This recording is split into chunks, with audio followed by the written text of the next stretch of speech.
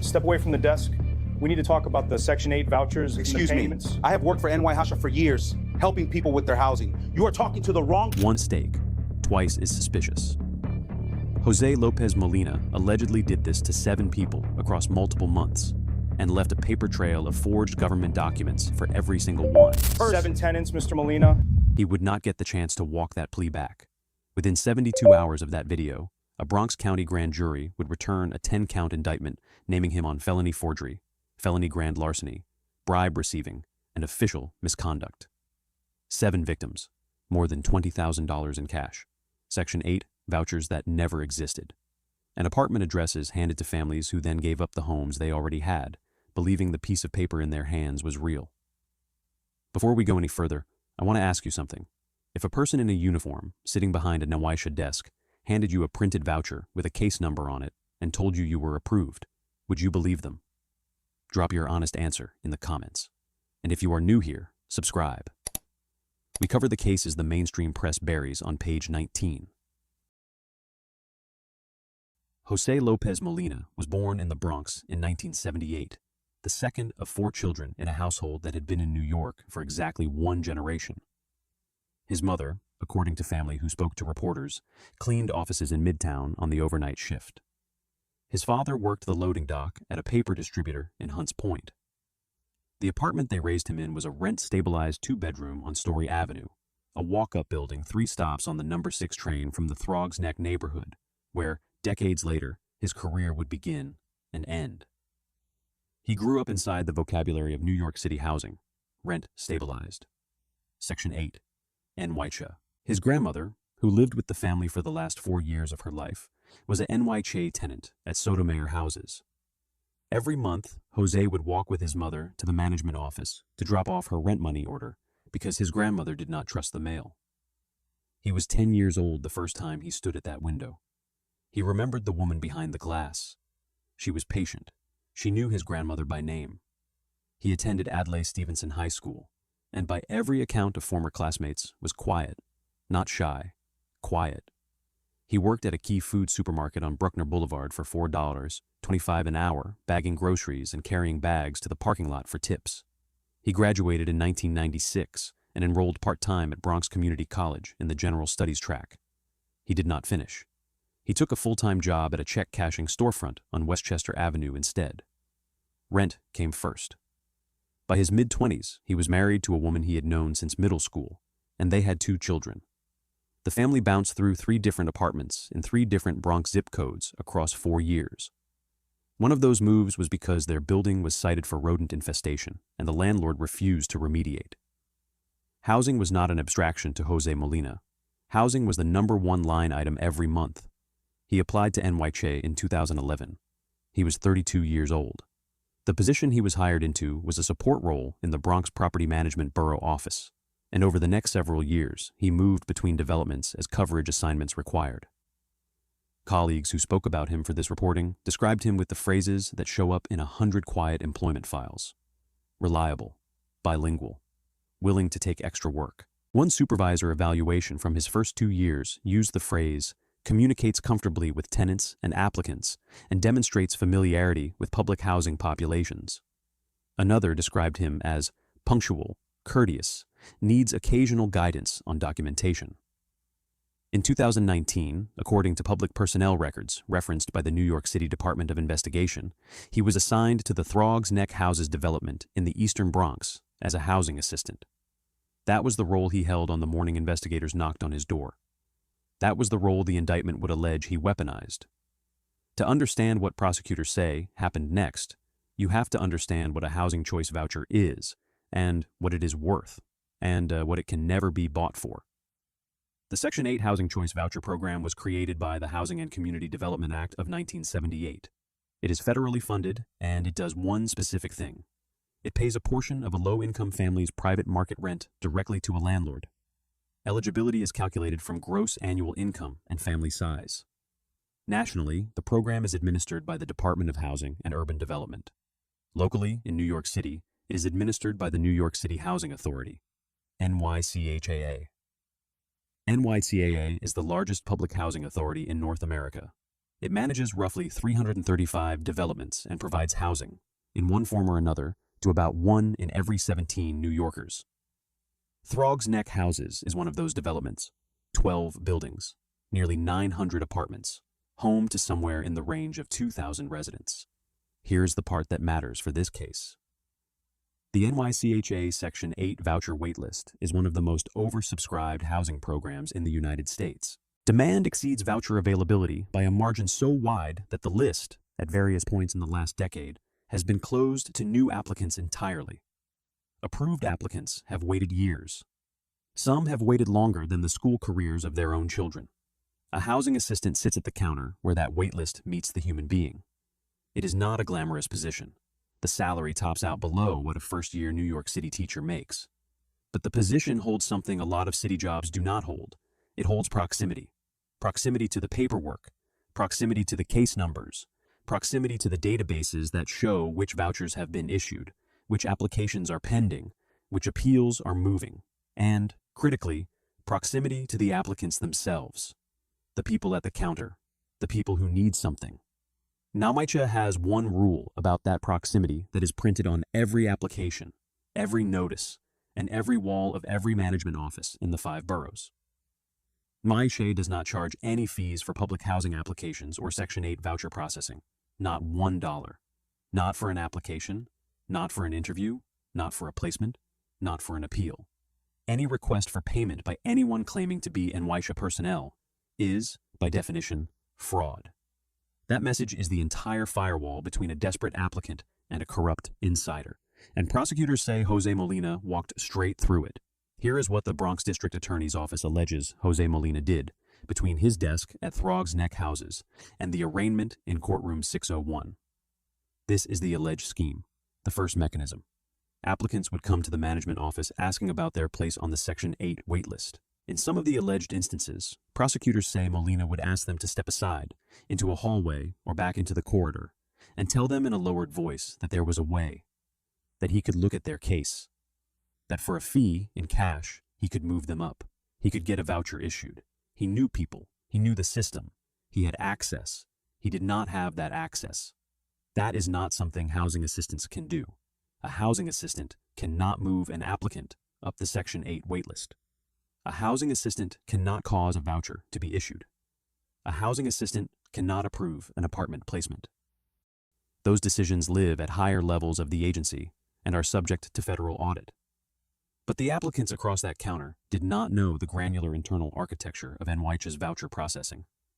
They only knew that the man in the polo shirt with the laminated badge was inside the building, and prosecutors say he charged them for that illusion. The second mechanism was worse. According to the indictment, Molina allegedly produced forged Section 8 voucher documents, printed on paper, bearing what appeared to be case numbers, agency letterhead, and signatures. He allegedly handed those forged vouchers to victims and told them they had been approved. Some of those victims took the documents home, framed them, in one case, according to family members quoted by reporters, called relatives to celebrate. The third mechanism, prosecutors allege, was the apartment address assignment. In some cases, Molina would give a victim a specific address at a specific NYCHA development, sometimes even a specific apartment number, and tell them they had been approved to move in. He would tell them to be ready. He would tell them when he expected the paperwork to be finalized. He would collect additional cash to expedite the process. And this is where the harm compounds. Because when you are a family living month to month, and someone with an NYCHA badge tells you that you have been approved for a specific apartment at a specific development, you act on that. You give notice to your current landlord. You pack. You let your kids know they are switching schools. Some of the victims, according to the DA's office, gave up the housing they had. And when the promised apartment did not materialize, when the calls to Molina stopped being returned, when they walked into the actual management office of the development they had been told they were moving into and discovered that no such approval existed, they were not just out the cash, they were out the roof over their heads. The fourth mechanism was directed at existing NYCHA tenants who had fallen behind on rent. Prosecutors say Molina told some tenants that they could resolve their back rent obligations by paying him directly, in cash, rather than paying NYCHA through the legitimate rent collection system. The money went into his pocket. The back rent, according to the indictment, was never resolved. The tenants remained in arrears. Some, allegedly, learned this only when eviction proceedings began. 7 identified victims, more than $20,000. An average of roughly $2,800 per victim, though the individual losses varied. And a paper trail of forged vouchers, prosecutors say, that would soon be laid on a desk beside the authentic records they were supposed to mimic. The scheme, prosecutors say, did not unravel because of an audit. It did not unravel because of an anonymous tip from a coworker. It did not unravel because of a spreadsheet anomaly caught by a data analyst deep inside HUD. It unraveled because one victim picked up a phone and called a 10-digit number. That number is 212-326-3355. It belongs to the New York City Department of Investigation's NYCHA Inspector General hotline. It is printed on the back of NYCHA notices. It appears on the agency website in a modest font at the bottom of the reporting page. Most tenants who see it never call. The hotline exists for the moment when someone does. One person did. Acting Department of Investigation Commissioner Chris Ryan, in the statement accompanying the indictment, made a point of thanking that person. He called them, precisely, the complainant who reported to DOI the allegations that led to this indictment. Reporters have not identified that complainant, and prosecutors have not disclosed whether the caller was one of the 7 victims, a family member, or someone who learned of the scheme secondhand. But the case begins with that call. DOI took the complaint seriously immediately. This is a critical operational detail. The Molina case is not the February 2024 70-defendant federal takedown at NYCHA, which was built off long-term data analytics of contractor repair patterns across dozens of developments. The Molina case is what investigators call a complainant-driven case. It begins with one voice. And when that voice describes a NYCHA employee taking cash for vouchers he cannot deliver, DOI treats it as a Category 1 integrity referral. What happened next did not happen in a single week.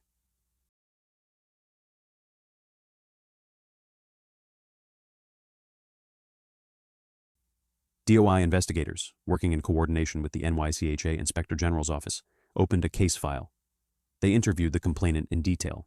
They asked whether the complainant knew of other people the accused NYCHA employee had approached. They followed those threads. They identified additional victims. They collected the forged voucher documents from the victims who still had them.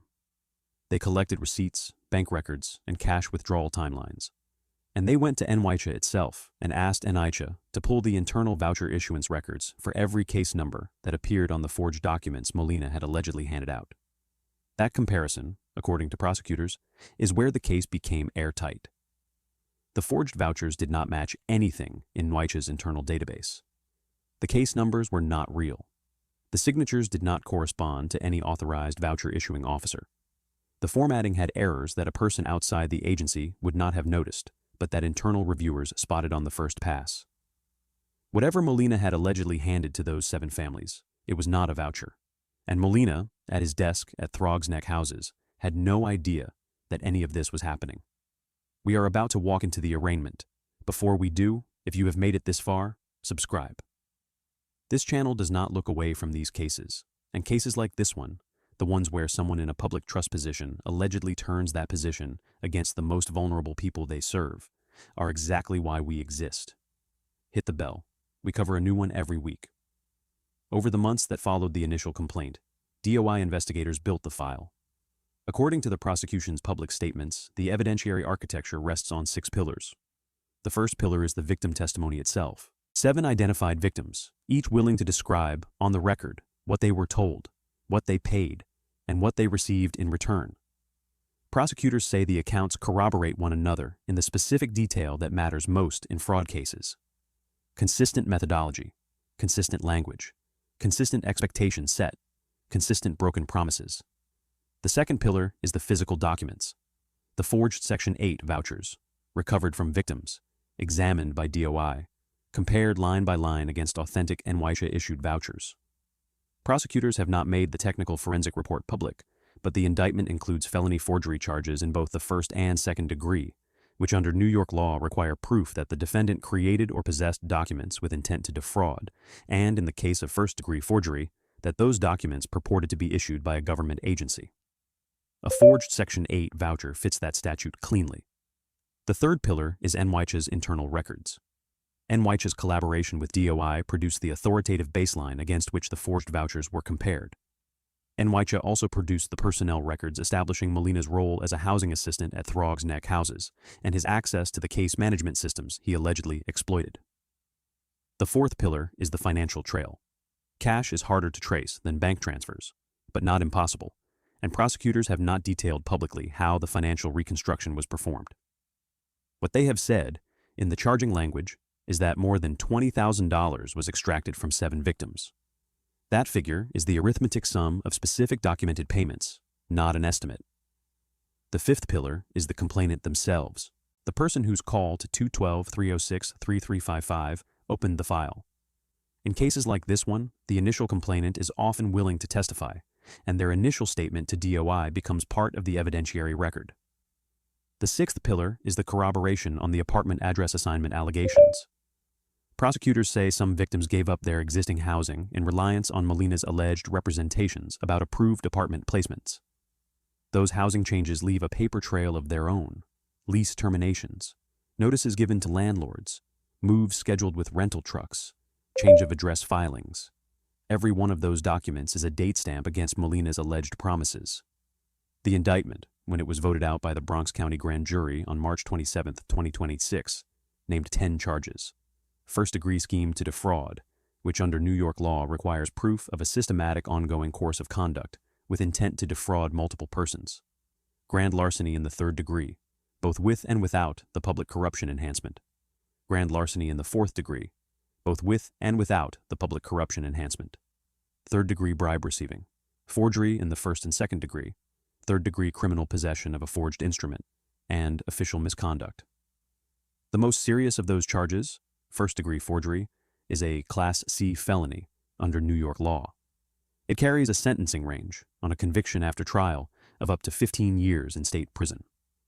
The confrontation came at his home. According to the announcement of the case, Jose Lopez Molina was taken into custody and arraigned on March 25, 2026, before Bronx Supreme Court Justice Pamela Goldsmith.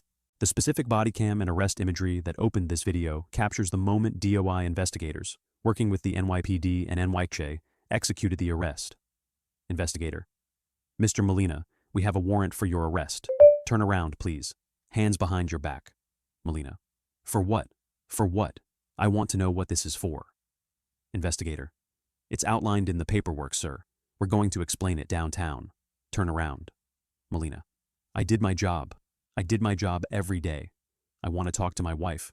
I want to talk to my kids. Investigator: You'll have the opportunity to make phone calls when we get to the precinct. Right now, I need you to face the wall. Molina: This is a mistake. This is a mistake. I want a lawyer. Investigator: That is your right. You are not required to say anything to us. Please step this way. He went quiet after that. According to reporters who covered the arraignment, he entered a plea of not guilty on every count. His attorney, appearing at the courtroom podium beside him, argued that the charges rested on the accounts of individual complainants and that the documentary evidence would be challenged in pre-trial motions. Justice Goldsmith set the terms of release. Molina was ordered to surrender his passport and to have no contact with any employee of NYCHA or with any of the identified victims or their families. The next court date was scheduled for later in the spring. He walked out of 265 East 161st Street that afternoon, a free man on paper. His NYCHA employment had already been terminated. His name was already on the Bronx District Attorney's press release. His picture was already on the 6 o'clock news. An indictment is not a conviction. That distinction is not a technicality. It is the constitutional load-bearing wall of every case at this stage. Jose Lopez Molina is presumed innocent unless and until proven guilty at trial or by a plea he chooses to enter. The reporting on this case reflects the prosecution's allegations. It does not reflect facts adjudicated by a jury. But the allegations, if they are proven, describe a category of harm that the broader institutional response to NYCHA corruption has struggled to name. The February 2024 70-defendant federal takedown at NYCHA involved superintendents extracting bribes from contractors in exchange for repair contracts that were, at least, real contracts for real work. The scheme prosecutors describe in this indictment is different. What Molina allegedly sold, he could not deliver. Not on his best day. Not with his highest-ranking friend at the agency. Not ever. A housing assistant cannot issue a Section 8 voucher. And the 7 people who allegedly paid him were paying for something that did not exist. Bronx District Attorney Darcel D. Clark, in the statement accompanying the indictment, framed the case in language that landed on the human beings at its center. This defendant, Clark said, allegedly used his position as a NYCHA employee to convince NYCHA tenants and other people to give him money in exchange for securing a Section 8 voucher. Experience elevated living at Living Spaces with NYCHA, our latest addition to the Essentials collection that brings timeless yet. As a result of this defendant's greed, 7 hardworking New Yorkers were allegedly scammed out of more than $20,000. And acting DOI Commissioner Chris Ryan, in his own statement, made a point that the entire firewall protecting Section 8 applicants across the city depends on New Yorkers remembering. NYCHA does not charge or request a fee in connection with applying or processing an application for public housing or Section 8 rental units. If you receive a request for payment from anyone posing as NYCHA personnel, report it to DOI's NYCHA Inspector General at 212-306-3355. That number, again, is 212-306-3355. It is the #1 complainant called. It is the reason there is a case at all. The 7 victims will, in the ordinary course of the case, be identified only by initials in the public court filings, though at trial they will testify by name. Their stories, in the coming months, will move from the district attorney's press releases to sworn testimony in a courtroom in the Bronx County Supreme Court building on East 161st Street. They will describe what they were told. They will describe what they paid. They will describe what they gave up. And the paper they were handed, the paper they carried home and showed their families and told their kids about, will be laid on the counsel table in that courtroom, next to the authentic NYCHA voucher it was pretending to be. The trial date, as of the reporting available at this stage, has not been set. Pre-trial motions will run through the summer. A plea, if one comes, could come at any point in that window. If the case proceeds to trial, the 7 victims will take the stand. And whatever the outcome of Jose Lopez Molina's case, the institutional questions it raises will outlast his docket number. How does NYCHA verify in real time that a housing assistant at a development counter is not moonlighting as a broker of vouchers he cannot deliver? How does the agency reach the applicants on the wait list before the fraud happens with the single sentence that would end every scheme like this one on contact? NYCHA does not charge a fee, not for an application, not for a voucher, not for an apartment, not for anything, ever. That sentence, printed on every wall, spoken in every intake, embedded in every tenant meeting, is the difference between a Section 8 applicant who hangs up on the request for cash and a Section 8 applicant who takes home a piece of paper with a forged case number on it and starts packing. 7 families, according to the Bronx District Attorney's Office, did not hear that sentence in time. This case was difficult to sit with, but the case on the right-hand side is even harder. Click it now.